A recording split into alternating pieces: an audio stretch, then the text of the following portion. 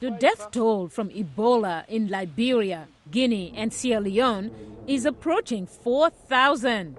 If the epidemic continues, the World Bank says the impact on the country's economies could be disastrous.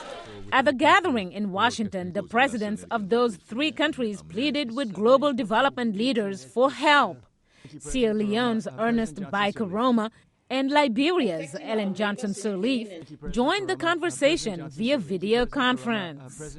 Ebola is now causing great disruptions to agricultural, mining, manufacturing, construction, tourism and transportation, and posing a significant threat to human development, state security and poverty reduction.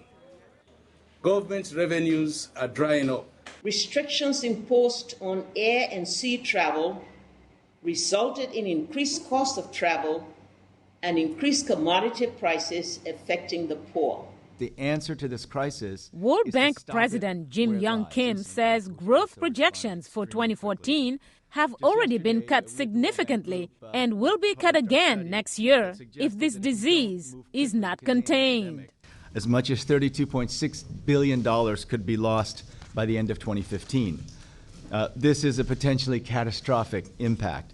David Evans, a World Bank senior economist, says the countries have already been hit with serious losses. Across the three countries, we're seeing more than $350 million of lost output. What that means is that Sierra Leone, Liberia, and Guinea will be more than $350 million poorer than they would have been in the absence of this disease. Take West Africa's flight industry, for example. What we've seen is through August, we had more than 30 flights per week going in and out of Sierra Leone. That had dropped to 6 in September, right? And we see fuel sales, we see other leading indicators like cement sales dropping significant percentage points. So people are just afraid to invest. Transport and trade are really... Amadou, a senior fellow at the Brookings Institution, says the consequences go beyond what's happening right now. On the one hand, all your revenues are going to go down because of the reduced economic activity.